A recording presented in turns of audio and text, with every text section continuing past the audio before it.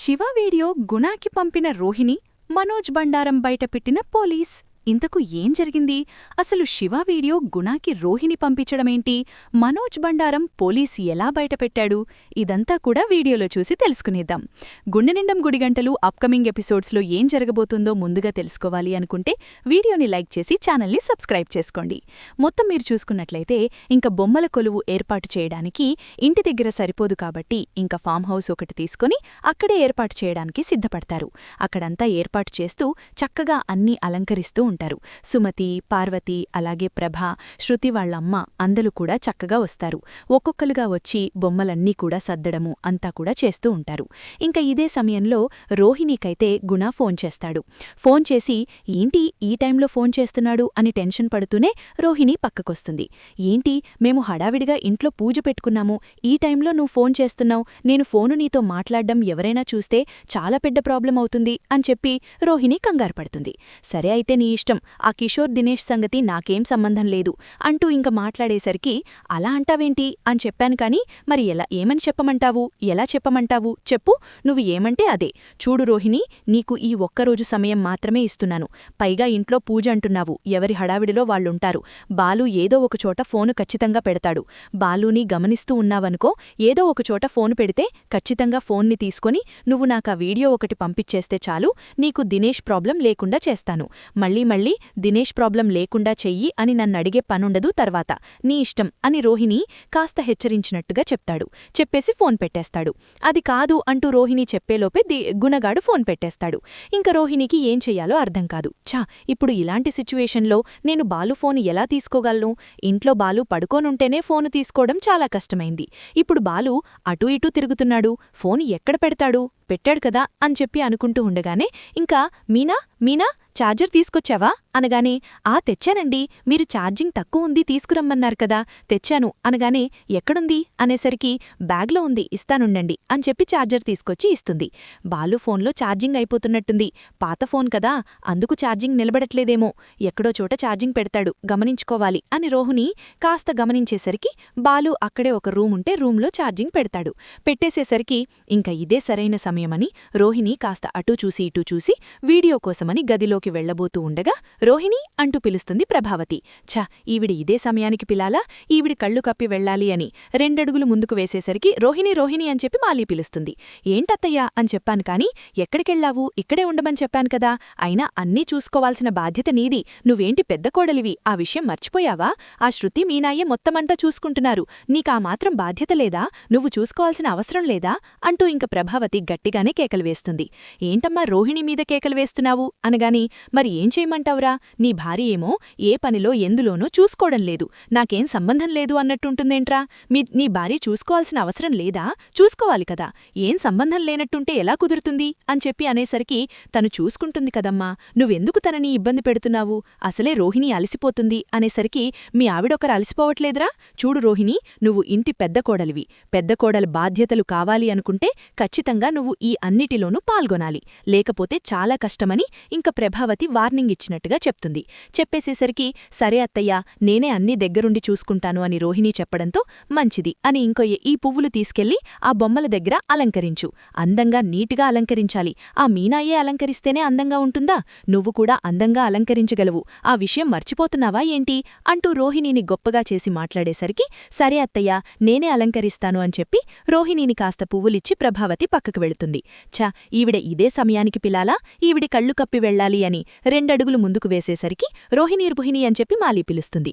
ఏంటత్తయ్యా అని చెప్పాను కాని ఎక్కడికెళ్లావు, ఇక్కడే ఉండమని చెప్పాను కదా, అయినా అన్నీ చూసుకోవాల్సిన బాధ్యత నీది, నువ్వేంటి పెద్ద కోడలివి, ఆ విషయం మర్చిపోయావా, ఆ శృతి మీనాయే మొత్తమంతా చూసుకుంటున్నారు, నీకా మాత్రం బాధ్యత లేదా, నువ్వు చూసుకోవాల్సిన అవసరం లేదా అంటూ ఇంక ప్రభావతి గట్టిగానే కేకలు వేస్తుంది. ఏంటమ్మా రోహిణి మీద కేకలు వేస్తున్నావు అనగానే మరి ఏం చేయమంటావురా, నీ భార్య ఏమో ఏ పనిలో ఎందులోనో చూసుకోవడం లేదు, నాకేం సంబంధం లేదు అన్నట్టుంటుంది అన్నట్టుంటుందేంట్రా? నీ భార్య చూసుకోవాల్సిన అవసరం లేదా? చూసుకోవాలి కదా, ఏం సంబంధం లేనట్టుంటే ఎలా కుదురుతుంది అని చెప్పి అనేసరికి, తను చూసుకుంటుంది కదమ్మా, నువ్వెందుకు తనని ఇబ్బంది పెడుతున్నావు? అసలే రోహిణి అలసిపోతుంది అనేసరికి, మీ ఆవిడొకరు అడిసిపోవట్లేదురా?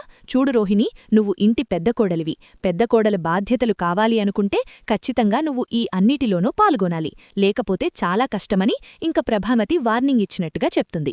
చెప్పేసేసరికి, సరే అత్తయ్య, నేనే అన్నీ దగ్గరుండి చూసుకుంటాను అని రోహిణి చెప్పడంతో, మంచిది అని ఇంకో ఈ పువ్వులు తీసుకెళ్లి ఆ బొమ్మల దగ్గర అలంకరించు. అందంగా నీటిగా అలంకరించాలి. ఆ మీనాయే అలంకరిస్తేనే అందంగా ఉంటుందా? నువ్వు కూడా అందంగా అలంకరించగలవు. ఆ విషయం మర్చిపోతున్నావా ఏంటి అంటూ రోహిణిని గొప్పగా చేసి మాట్లాడేసరికి, సరే అత్తయ్య, నేనే అలంకరిస్తాను అని చెప్పి రోహిణిని కాస్త పువ్వులిచ్చి ప్రభావతి పక్కకు వెళ్తుంది. ఛ, ఈవిడ ఇదే సమయానికి పిలాలా? ఈవిడి కళ్ళు కప్పి వెళ్లాలి అని 2 అడుగులు ముందుకు వేసేసరికి, రోహిణి రోహిణి అని చెప్పి మాలీ పిలుస్తుంది. ఏంటత్తయ్యా అని చెప్పాను కాని, ఎక్కడికెళ్లావు? ఇక్కడే ఉండమని చెప్పాను కదా. అయినా అన్నీ చూసుకోవాల్సిన బాధ్యత నీది. నువ్వేంటి పెద్ద కోడలివి, ఆ విషయం మర్చిపోయావా? ఆ శృతి మీనాయే మొత్తమంతా చూసుకుంటున్నారు. నీకా మాత్రం బాధ్యత లేదా? నువ్వు చూసుకోవాల్సిన అవసరం లేదా అంటూ ఇంక ప్రభావతి గట్టిగానే కేకలు వేస్తుంది.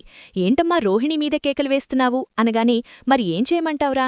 నీ భార్య ఏమో ఏ పనిలో ఎందులోనో చూసుకోవడం లేదు, నాకేం సంబంధం లేదు అన్నట్టుంటుందేంట్రా? నీ భార్య చూసుకోవాల్సిన అవసరం లేదా? చూసుకోవాలి కదా, ఏం సంబంధం లేనట్టుంటే ఎలా కుదురుతుంది అని చెప్పి అనేసరికి, తను చూసుకుంటుంది కదమ్మా, నువ్వెందుకు తనని ఇబ్బంది పెడుతున్నావు? అసలే రోహిణి అలసిపోతుంది అనేసరికి, మీ ఆవిడొకరు అలసిపోవట్లేదురా? చూడు రోహిణి, నువ్వు ఇంటి పెద్ద కోడలివి. పెద్ద కోడల బాధ్యతలు కావాలి అనుకుంటే ఖచ్చితంగా నువ్వు ఈ అన్నిటిలోనూ పాల్గొనాలి, లేకపోతే చాలా కష్టమని ఇంక ప్రభావతి వార్నింగ్ ఇచ్చినట్టుగా చెప్తుంది. చెప్పేసేసరికి, సరే అత్తయ్య, నేనే అన్నీ దగ్గరుండి చూసుకుంటాను అని రోహిణి చెప్పడంతో, మంచిది అని ఇంకో ఈ పువ్వులు తీసుకెళ్లి ఆ బొమ్మల దగ్గర అలంకరించు. అందంగా నీటిగా అలంకరించాలి. ఆ మీనాయే అలంకరిస్తేనే అందంగా ఉంటుందా? నువ్వు కూడా అందంగా అలంకరించగలవు. ఆ విషయం మర్చిపోతున్నావా ఏంటి అంటూ రోహిణిని గొప్పగా చేసి మాట్లాడేసరికి, సరే అత్తయ్య, నేనే అలంకరిస్తాను అని చెప్పి రోహిణిని కాస్త పువ్వులిచ్చి ప్రభావతి పక్కకు వెళుతుంది. ఛ, ఈవిడ ఇదే సమయానికి పిలాలా? ఈవిడి కళ్ళు కప్పి వెళ్లాలి అని 2 అడుగులు ముందుకు వేసేసరికి, రోహిణి రోహిణి అని చెప్పి మాలీ పిలుస్తుంది. ఏంటత్తయ్యా అని చెప్పాను కాని, ఎక్కడికెళ్లావు? ఇక్కడే ఉండమని చెప్పాను కదా. అయినా అన్నీ చూసుకోవాల్సిన బాధ్యత నీది. నువ్వేంటి పెద్ద కోడలివి, ఆ విషయం మర్చిపోయావా? ఆ శృతి మీనాయే మొత్తమంతా చూసుకుంటున్నారు. నీకా మాత్రం బాధ్యత లేదా? నువ్వు చూసుకోవాల్సిన అవసరం లేదా అంటూ ఇంక ప్రభావతి గట్టిగానే కేకలు వేస్తుంది. ఏంటమ్మా రోహిణి మీద కేకలు వేస్తున్నావు అనగానే, మరి ఏం చేయమంటావురా? నీ భార్య ఏమో ఏ పనిలో ఎందులోనో చూసుకోవడం లేదు, నాకేం సంబంధం లేదు అన్నట్టుంటుందేంటువా? నీ భార్య చూసుకోవాల్సిన అవసరం లేదా? చూసుకోవాలి కదా, ఏం సంబంధం లేనట్టుంటే ఎలా కుదురుతుంది అని చెప్పి అనేసరికి, తను చూసుకుంటుంది కదమ్మా, నువ్వెందుకు తనని ఇబ్బంది పెడుతున్నావు? అసలే రోహిణి అలసిపోతుంది అనేసరికి, మీ ఆవిడొకరు అలసిపోవట్లేదురా? చూడు రోహిణి, నువ్వు ఇంటి పెద్ద కోడలివి. పెద్ద కోడల బాధ్యతలు కావాలి అనుకుంటే ఖచ్చితంగా నువ్వు ఈ అన్నిటిలోనూ పాల్గొనాలి, లేకపోతే చాలా కష్టమని ఇంక ప్రభావతి వార్నింగ్ ఇచ్చినట్టుగా చెప్తుంది. చెప్పేసేసరికి, సరే అత్తయ్య, నేనే అన్నీ దగ్గరుండి చూసుకుంటాను అని రోహిణి చెప్పడంతో, మంచిది అని ఇంకో ఈ పువ్వులు తీసుకెళ్లి ఆ బొమ్మల దగ్గర అలంకరించు. అందంగా నీటిగా అలంకరించాలి. ఆ మీనాయే అలంకరిస్తేనే అందంగా ఉంటుందా? నువ్వు కూడా అందంగా అలంకరించగలవు. ఆ విషయం మర్చిపోతున్నావా ఏంటి అంటూ రోహిణిని గొప్పగా చేసి మాట్లాడేసరికి, సరే అత్తయ్య, నేనే అలంకరిస్తాను అని చెప్పి రోహిణిని కాస్త పువ్వులిచ్చి ప్రభావతి పక్కకు వెళ్తుంది. ఛ, ఈవిడ ఇదే సమయానికి పిలాలా? ఈవిడి కళ్ళు కప్పి వెళ్లాలి అని 2 అడుగులు ముందుకు వేసేసరికి, రోహిణి రోహిణి అని చెప్పి మాలీ పిలుస్తుంది. ఏంటత్తయ్యా అని చెప్పాను కాని, ఎక్కడికెళ్లావు? ఇక్కడే ఉండమని చెప్పాను కదా. అయినా అన్నీ చూసుకోవాల్సిన బాధ్యత నీది. నువ్వేంటి పెద్ద కోడలివి, ఆ విషయం మర్చిపోయావా? ఆ శృతి మీనాయే మొత్తమంతా చూసుకుంటున్నారు. నీకా మాత్రం బాధ్యత లేదా? నువ్వు చూసుకోవాల్సిన అవసరం లేదా అంటూ ఇంక ప్రభావతి గట్టిగానే కేకలు వేస్తుంది. ఏంటమ్మా రోహిణి మీద కేకలు వేస్తున్నావు అనగానే, మరి ఏం చేయమంటావురా? నీ భార్య ఏమో ఏ పనిలో ఎందులోనో చూసుకోవడం లేదు, నాకేం సంబంధం లేదు అన్నట్టుంటుందేంట్రా? నీ భార్య చూసుకోవాల్సిన అవసరం లేదా? చూసుకోవాలి కదా, ఏం సంబంధం లేనట్టుంటే ఎలా కుదురుతుంది అని చెప్పి అనేసరికి, తను చూసుకుంటుంది కదమ్మా, నువ్వెందుకు తనని ఇబ్బంది పెడుతున్నావు? అసలే రోహిణి అలసిపోతుంది అనేసరికి, మీ ఆవిడొకరు అలసిపోవట్లేదురా? చూడు రోహిణి, నువ్వు ఇంటి పెద్ద కోడలివి. పెద్ద కోడల బాధ్యతలు కావాలి అనుకుంటే ఖచ్చితంగా నువ్వు ఈ అన్నిటిలోనూ పాల్గొనాలి, లేకపోతే చాలా కష్టమని ఇంక ప్రభావతి వార్నింగ్ ఇచ్చినట్టుగా చెప్తుంది. చెప్పేసేసరికి, సరే అత్తయ్య, నేనే అన్నీ దగ్గరుండి చూసుకుంటాను అని రోహిణి చెప్పడంతో, మంచిది అని ఇంకో ఈ పువ్వులు తీసుకెళ్లి ఆ బొమ్మల దగ్గర అలంకరించు. అందంగా నీటిగా అలంకరించాలి. ఆ మీనాయే అలంకరిస్తేనే అందంగా ఉంటుందా? నువ్వు కూడా అందంగా అలంకరించగలవు. ఆ విషయం మర్చిపోతున్నావా ఏంటి అంటూ రోహిణిని గొప్పగా చేసి మాట్లాడేసరికి, సరే అత్తయ్య, నేనే అలంకరిస్తాను అని చెప్పి రోహిణిని కాస్త పువ్వులిచ్చి నుంచి ప్రభావతి పక్కకు వెళుతుంది. ఛా, ఈవిడ ఇదే సమయానికి పిలాలా, ఈవిడ కళ్ళు కప్పి వెళ్ళాలి అని 2 అడుగులు ముందుకు వేసేసరికి రోహిణి రోహిణి అని చెప్పి మాలి పిలుస్తుంది. ఏంటత్తయ్యా అని చెప్పాను కాని, ఎక్కడికెళ్ళావు, ఇక్కడే ఉండమని చెప్పాను కదా, అయినా అన్నీ చూసుకోవాల్సిన బాధ్యత నీది, నువ్వేంటి పెద్ద కోడలివి, ఆ విషయం మర్చిపోయావా, ఆ శృతి మీనాయే మొత్తమంతా చూసుకుంటున్నారు, నీకా మాత్రం బాధ్యత లేదా, నువ్వు చూసుకోవాల్సిన అవసరం లేదా అంటూ ఇంక ప్రభావతి గట్టిగానే కేకలు వేస్తుంది. ఏంటమ్మా రోహిణి మీద కేకలు వేస్తున్నావు అనగానే, మరి ఏం చేయమంటావురా, నీ భార్య ఏమో ఏ పనిలో ఎందులోనో చూసుకోవడం లేదు, నాకేం సంబంధం లేదు అన్నట్టుంటుందేంట్రా, నీ భార్య చూసుకోవాల్సిన అవసరం లేదా, చూసుకోవాలి కదా, ఏం సంబంధం లేనట్టుంటే ఎలా కుదురుతుంది అని చెప్పి అనేసరికి, తను చూసుకుంటుంది కదమ్మా, నువ్వెందుకు తనని ఇబ్బంది పెడుతున్నావు, అసలే రోహిణి అలసిపోతుంది అనేసరికి, మీ ఆవిడొకరు అలసిపోవట్లేదురా, చూడు రోహిణి, నువ్వు ఇంటి పెద్ద కోడలివి, పెద్ద కోడల బాధ్యతలు కావాలి అనుకుంటే ఖచ్చితంగా నువ్వు ఈ అన్నిటిలోనూ పాల్గొనాలి, లేకపోతే చాలా కష్టమని ఇంక ప్రభావతి వార్నింగ్ ఇచ్చినట్టుగా చెప్తుంది.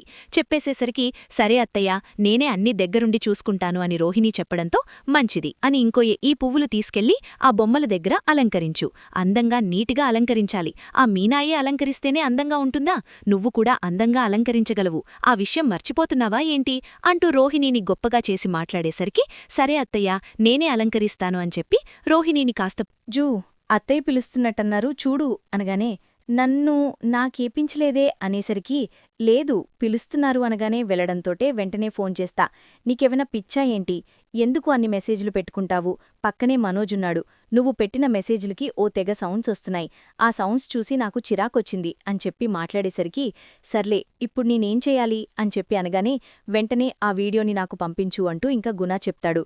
సరే వీడియోని పంపిస్తాను, సరే కాని నువ్వొక్క షరతు, నాకు ఆ దినేష్ ప్రాబ్లం ఉండకూడదు, లేదంటే మాత్రం మీ శివ వీడియో నీకు పంపించింది నేనేనని బాలుకు చెప్పేస్తాను, నువ్వు ఈ వీడియో తీసుకుని ఏదో చేయాలని ప్రయత్నిస్తున్నామని నాకనిపిస్తుంది, అందుకే ఇన్నిసార్లు నువ్వు వీడియోను అడుగుతున్నావు, ఒకవేళ దినేష్ మళ్ళీ నా దగ్గరికి వచ్చినా, నా జోలికి వచ్చినా ఖచ్చితంగా నేను శివ వీడియో నీకే పంపించానని చెప్తాను, అప్పుడు బాలు నన్ను కోపపడతాడు, కొట్టినా కొడతాడు, ఏదైనా చేస్తాడు, దేనికైనా నేను భరించడమే, అయినా నీకు చెప్పేకన్నా దినేష్ గురించి బాలుకు చెప్తే ఏ గొడవ ఉండదు, కానీ చెప్పే పరిస్థితి లేదు కాబట్టి చెప్పలేకపోతున్నాను అంటూ చెప్తాడు. చెప్పేసేసరికి సరే అని ఇంకేం మాట్లాడాలో అర్థంకాక సైలెంట్గానే ఉంటారు. సైలెంట్గానే ఉండేసేసరికి ఇంక బాలు ఫోన్ తీసుకుని వెళ్ళిపోతాడు. ఇంక గుణ దగ్గరికి వీడియో వెళ్ళిపోయింది కదా, ఆ గుణ ఏం చేస్తాడంటే ఆ వీడియోని పబ్లిక్ చేసేస్తాడు, వాడి ఫేస్ కనిపించకుండా పబ్లిక్ చేసేస్తాడు, వాడు ఫోటోని కనిపించనివ్వకుండా వీడి ఫోటోని మాత్రం క్లోజ్ చేసి శివ ఒక్కటే కనిపించేటట్టు పబ్లిక్ చేసేసేసరికి ఇంక వీడియో బాగా వైరల్ అయిపోతుంది.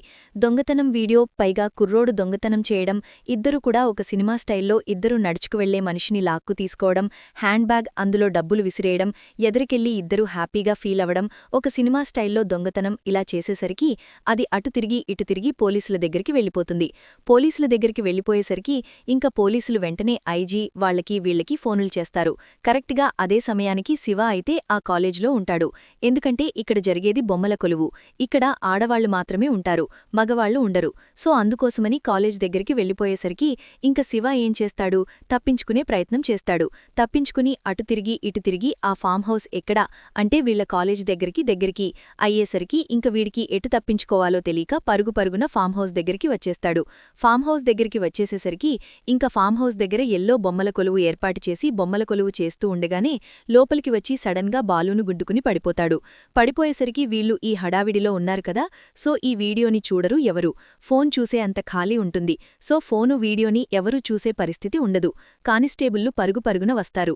పరుగున లోపలికి వచ్చేసేసరికి ఏమైంది బాబాయ్ అని చెప్పి అందులో కానిస్టేబులు బాలుకు తెలుసు. ఏమైంది బాబాయ్ అనేసరికి, ఏమవడమేంటి, ఈ అబ్బాయి ఎవరో తెలుసా అని చెప్పనగానే, నా బామ్మద్ది, చెప్పు బాబాయ్ అని చెప్పనగానే, ఏం చెప్పమంటావు, ఆ కుర్రోడు దొంగతనం చేశాడంట, ఆ వీడియో ఏదో ఎలాగో బయటికి వచ్చింది అనేసరికి, వీడియోనా, ఏ వీడియో బాబాయ్ అని చెప్పి చూపించేసరికి ఇంక మనోజ్ ముందుకు వచ్చి ఈ కానిస్టేబుల్ విషయం మర్చిపోయి మనోజ్ ముందుకొచ్చేస్తాడు. ముందుకు వచ్చి ఆ వీడియో చూస్తూ ఉండగా, నువ్వేంటబ్బాయ్ ఎక్కడున్నావు, ఇంతకీ ఆ రోజు నేను నిన్ను పిలుస్తున్నా వెళ్ళిపోయావు అని చెప్పి అనగానే, ఎవరు మీరు, ఎందుకు నన్ను పిలిచారు అనగానే, ఏంటబ్బాయ్ ఆ రోజు ఆ అమ్మాయితో 45 లక్షలు నీకిప్పించాను కదా, మరి ఇప్పించినప్పుడు మా సార్కి ఎంతో కొంత, మా కానిస్టేబుల్కి ఎంతో కొంత బిర్యానీ కోసమైనా డబ్బులివ్వాలి కదా, అప్పట్నుంచి మా సార్ నీ గురించి గాలించమని చెప్తున్నారు, నీ ఫోన్ నెంబర్ మేము కంప్లైంట్లో రాసుకోలేదు, అందుకు నీ ఫోన్ నెంబర్ లేదు కదా, అందుకు అంతా కూడా వెతుకుతున్నాము, ఎక్కడా నీ జాడ కనిపించలేదు అనేసరికి, ఏంటి 45 లక్షలేమిటి బాబాయ్, ఏం మాట్లాడుతున్నావు, 45 లక్షలేమిటి అనగానే, ఈ అబ్బాయిని ఎవరో ఆ అమ్మాయి మోసం చేసి, ఆ అమ్మాయి పేరే ఏదో ఉంటుందయ్యా, అమ్మాయి పేరు కల్పన అనే అమ్మాయంట వీణ్ణి మోసం చేసి ఎప్పుడో పెళ్లి చేసుకుంటానని 45 లక్షలు తీసుకుని వెళ్ళిపోయిందంట. 40 లక్షలు తీసుకుని వెళ్ళిపోయిందంట. వీళ్ళావిడనుకుంటా చాలా తెలివిగా అనేసరికి అప్పుడు రోహింగో ఆ అమ్మాయి చాలా తెలివిగా మాట్లాడి లాయర్ని పోలీసుని కూడా బురిడి కుట్టించి వాళ్లే మాట్లాడకుండా లా కేసులు లా పాయింట్లు మాట్లాడి 40 లక్షలకి వడ్డీతో కలిపి 45 లక్షలు ఆ అమ్మాయి దగ్గర తీసుకుంది. తీసుకున్న తర్వాత మరి పోలీసులకి మామూలివ్వాలి కదా, పోలీసులకి మామూలివ్వకపోగా వాళ్ళక్కడ్నుంచి ఒక్క మాట కూడా చెప్పకుండా డబ్బు తీసుకోవడమే తడవు అక్కడ్నుంచి వచ్చేశారు. వచ్చేసేసరికి మా ఎస్ఐ ఏమో, అదేంటయ్యా అలా వదిలేశావు, వాళ్ళకి 45 లక్షలు వచ్చాయి, మనకందులో 1 లక్ష రూపాయలు కూడా ఇవ్వరా, ఇవ్వాలి కదా, నువ్వు అడగకుండా ఏం చేస్తున్నావు, మేము ఎలా అడుగుతామయ్యా, నీకేమంగా కొత్త, ఇలాంటివేదైనా వస్తే మనం మామూలు తీసుకుంటాం కదా, నువ్వు మామూలు తీసుకోవాల్సింది ఏమీ చేయకుండా నువ్వెలా వదిలేశావు అంటూ మమ్మల్ని అప్పట్నుంచి కూడా మా ఇన్స్పెక్టర్ వాయించి వదిలేస్తున్నాడు. నీ గురించి ఎక్కడ వెతకాలో ఏం చేయాలో అర్థం కాలేదు, ఇప్పుడిలా కనిపించావు, 1 లక్ష రూపాయలు కొట్టు అని చెప్పి అనేసరికి అది అనేసరికి, ఏంట్రా ఏంటిదంతా అని చెప్పనగానే ప్రభావతి, ఇంకా నీకర్థం కాలేదా, వీడు ఫర్నిచర్ షాప్ పెట్టింది పార్లమ్మ వాళ్ల నాన్న ఇచ్చిన డబ్బులతో కాదు, వీడు కేవలం ఆ కల్పన దగ్గర్నుంచి తీసుకున్న అదే డబ్బులు వసూలు చేసి ఆ డబ్బులతో పెట్టాడు అని చెప్పి అనేసరికి ఒక్కసారిగా షాకైపోతాడు. షాకైపోయేసరికి ఏం మాట్లాడుతున్నావురా అని చెప్పనగానే, అంతేకదా ప్రభావతమ్మ, కల్పన అనే అమ్మాయి ఎవరు, వీణ్ణి మోసం చేసిన అమ్మాయి, వీణ్ణి మోసం చేసిన అమ్మాయి దగ్గర్నుంచి వీడు డబ్బులు వసూలు చేశాడు. ఎంత వసూలు చేశాడు, 40 లక్షలు, అసలుకి 5 లక్షలు వడ్డీ వేసి 45 లక్షలు అసలు వసూలు చేశాడు. ఇలా వసూలు చేసిన వీడు ఆ 45 లక్షల్లో 20 లక్షలు దాచిపెట్టుకుని 25 లక్షలు పెట్టి ఫర్నిచర్ షాప్ పెట్టారు. ఆ విషయం ఇంట్లో వాళ్ళకి చెప్తే మొత్తం డబ్బులు వెనక్కిచ్చేయాలి అన్న ఉద్దేశంతో డబ్బులు మొత్తం వాళ్ల దగ్గరే పెట్టుకుని పైగా డబ్బులు మా నాన్న ఇచ్చాడు అంటూ చెప్పుకొచ్చారు. చెప్పుకొచ్చేసరికి ఇప్పుడు ఏం చేయాలి, ఇప్పుడు వీళ్ళని ఏం చేస్తావు ప్రభావతమ్మా అని చెప్పి అనగానే, దానికి సంబంధించిన ఏదైనా ఉందా అని చెప్పి అనగానే, ఒక్క నిమిషమండి అని చెప్పి వెంటనే అక్కడ తీసుకున్న కాపీని ఫోనుల్లో చూసేసరికి అది కాస్త కనిపిస్తుంది. అది కాస్త కనిపించేసరికి అది చూసి ఒక్కసారిగా షాకైపోతాడు బాలు. అక్కడ ఉన్నవాళ్లంతా చూడు ప్రభావతమ్మ, తెలుగులో అచ్చు తెలుగులో రాసి పెట్టారు, చూడు చదువు అంటూ ఫోన్ కాస్త చేతికిచ్చేసరికి, నేను కల్పననే, నేను తనని మోసం చేశానని 40 లక్షలు తీసుకున్నానని నన్ను నా మీది చెప్పారు, నేను వాళ్లకి 45 లక్షలు ఇచ్చేశాను, మొబైల్ ట్రాన్స్ఫర్ చేసేశాను అని చెప్పేసేసరికి ఒక్కసారిగా షాకైపోతుంది ప్రభావతి. ఏంటిదంతా అని చెప్పి అనగానే, సరే బాలు, నాకు రావలసిన 1 లక్ష వచ్చింది, శివను తీసుకువెళ్తున్నాను, ఏదైనా ఉంటే కోర్టులో చూసుకోవచ్చు అని చెప్పి ఇంక వాడు శివను కాస్త తీసుకెళ్లిపోతాడు. ప్రభావతికి ఈ 1 లక్ష రూపాయల సంగతి ఇలా ఉంచినా వాడు 45 లక్షల రూపాయలు తీసుకున్నా ప్రభావతికి ఒక్క మాట కూడా చెప్పలేదు. అంటే ప్రభావతిని మోసం చేశాడు అన్న ఉద్దేశంతో ప్రభావతికి చాలా కోపమొస్తుంది. మామూలుగా కాదు, పిచ్చ కోపమొస్తుంది.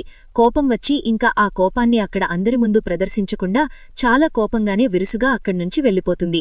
బొమ్మల కొలువు కాస్త ఇంకా అక్కడ్నుంచి కోపంగా ఇంటికి వచ్చేసేసరికి ప్రభా అని సత్యం పిలుస్తున్నాగాని పలక్కుండానే ప్రభావతి ఇంటికి వచ్చేస్తుంది.